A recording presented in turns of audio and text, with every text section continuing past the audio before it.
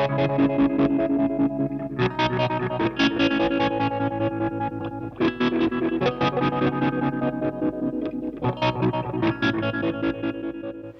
everyone, this is the build report for the Grindcustoms Catch22. It was one of the PCBs that Reg donated. It's based on the Paul Cochrane Timmy Overdrive, and as the reputation would have it, it's a very good overdrive. Probably be in my top 3, up there with the Love Pedal and the Honeybee. So first I want to talk about the aesthetics, because that's what you're looking at right now, and you're probably asking yourself, what's going on in the middle there? I'm still getting used to epoxy. I did this in a 4-pedal batch with the epoxy, because the epoxy is actually easier to get the ratio accurate when you've got a larger amount than when you've got a smaller amount. So I thought I'd do 4 at a go, and it's very messy as well, so I figured it would probably be a good idea to do 4 at a go. But the problem is that if you stuff one of them up, you kind of stuff 4 of them up. So I've got 4 with a little bit of a dodgy sort of epoxy job on them, unfortunately. This is because I didn't put enough epoxy on. I just didn't put enough on it, and it didn't sort of spread over the top evenly. See around the edge there's a bit of a it's kind of gone on thin and it kind of goes wrinkly when there's not enough on there. Same with the sides, very drippy. That's probably the worst side. Actually, they're all sort of, you know, they're all pretty average. Unfortunately, I'm still getting used to that.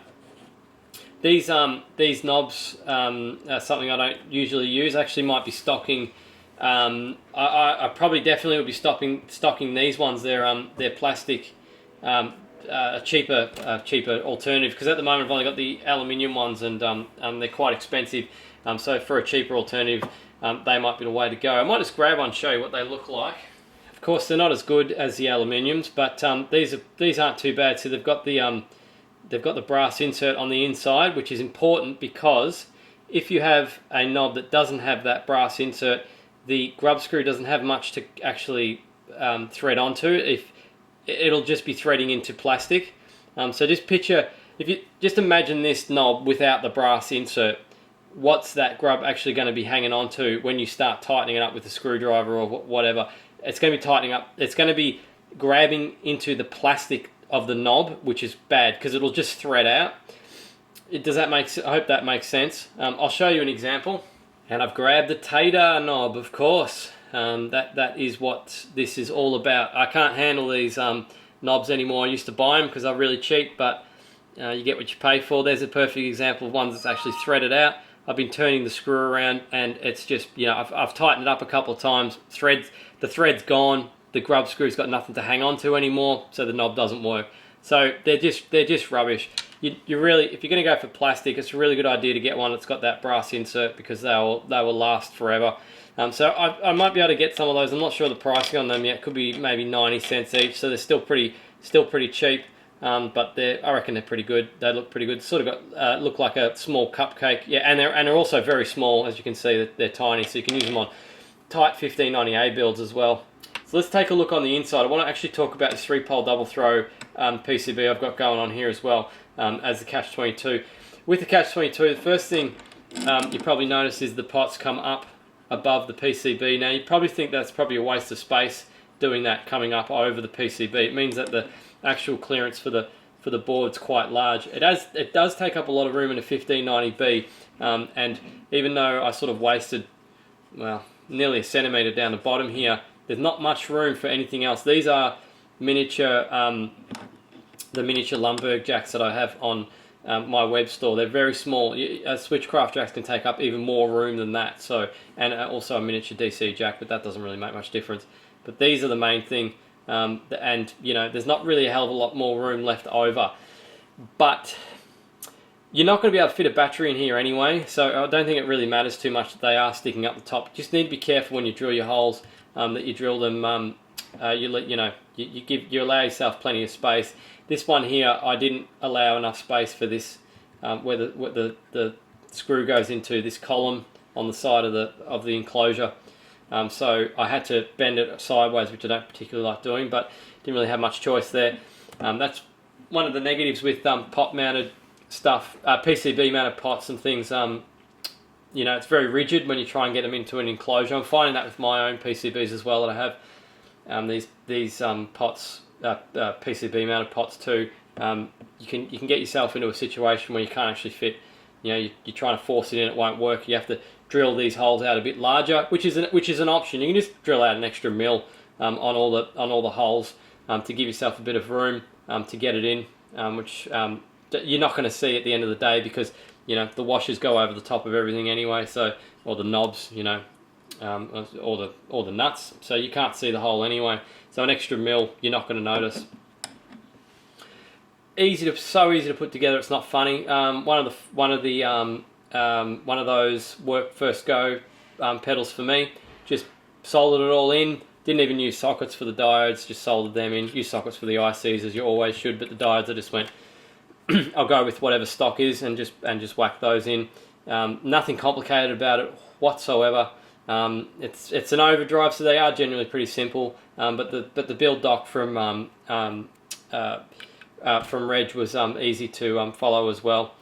This statement down the bottom here, I probably shouldn't draw attention to it, but this statement down the bottom here is something political, which I really, when it comes to pedals, you probably noticed in the past, I really try and stay out of the politics. It's actually a lot of drama that happens in the pedal industry. I just try and stay out of it, because you can sort of get sucked into other people's fights and things like that. You know, there's all sorts of, you know, because obviously you can imagine with copyright issues and things like that, it's easy to tick someone off.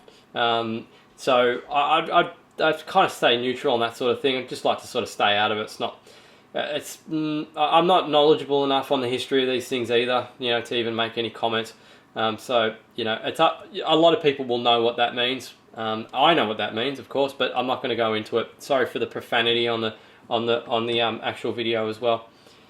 So anyway, it's probably recommended to use these Lumberg jacks. I tell you what, it's recommended to use these Lumberg jacks on every pedal that you build. They're not as robust as a Switchcraft or a Nutric, in my opinion, because that is plastic, but they are robust enough. I haven't had any that have failed on me so far, and I haven't heard of anyone that's had them failed on them yet either.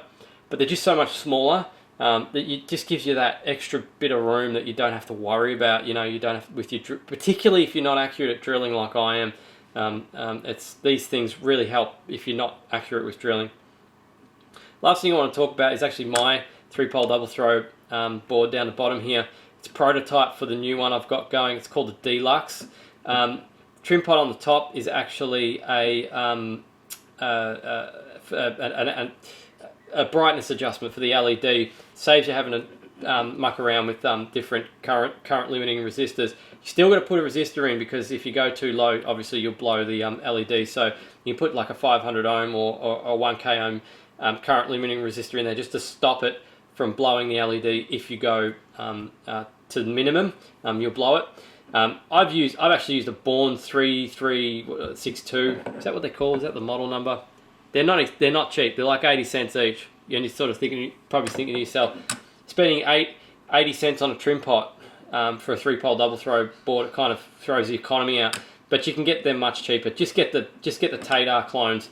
Tadar's good for some things. The trim pot's pretty good. Just get the Tadar clones of the Bournes and just stick them in there. I think they're maybe like 15 or 20 cents each. So, you know, it makes it a lot more affordable, obviously. This is so easy to follow, this 3-pole double throw. It's not funny. I'll talk more about it. I'll do a specific video on it and go into details how to wire it up and things like that. It's due to be released very soon. I'm waiting for the PCBs to show up, so this video might be uploaded before they're available or not, but I'll leave a comment in the video just to let you know. So that's pretty much it for this video. Just a brief look on the inside, a few things I wanted to talk about. You know, it's an overdrive. It's easy. It's a good one for a beginner. If you actually, I tell you what, if you are a beginner and you think about doing this pedal, you might want to think about just get a 1590 BB. Right? It's probably like you're thinking it's just going to be massive. Why do I need something so big?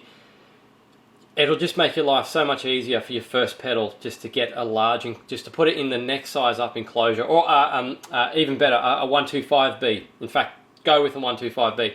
you'll end up with a lot more room. I mean, you can see there's not a huge amount of clearance down the sides here and with the jacks and stuff. So I don't think I'd attempt it with a 1590B. If you're a beginner, if you're not a beginner, you'll be fine with it. It's not rocket science. You just need to be slightly accurate with your drilling, pretty much, and that's pretty much it. So that's it for this one. Next up will be the sound demo for it. Really nice sounding overdrive. Highly recommend it. If you haven't checked out Reg's PCBs, go check out what he's got. He's got loads of stuff. And look, I mean, I know I've got a web store, and it's, you know, my priority to send you to my web store. But just like from one pedal builder to another, forget the things that I sell and the things that I do. Put all that stuff aside. It's great for you as a pedal builder, a hobbyist. If you're a hobbyist, or you know, if you build to sell or whatever, it's great for you to know what's out there and what you can buy, because you just got so many options. There's PCB makers all over the place. So just keep an eye on what everyone's doing. You know, whether it be, you know, me, Reg, Mad Bean, and you know, all the others that are out there. There's just loads of them these days. So you're just flooded with all these different options, which is great. You know, it's definitely what you want as a customer. You want options. I know I do. So anyway, that's it for this video. Thanks for watching. Hope you liked it. Stay tuned for the sound demo. Cheers.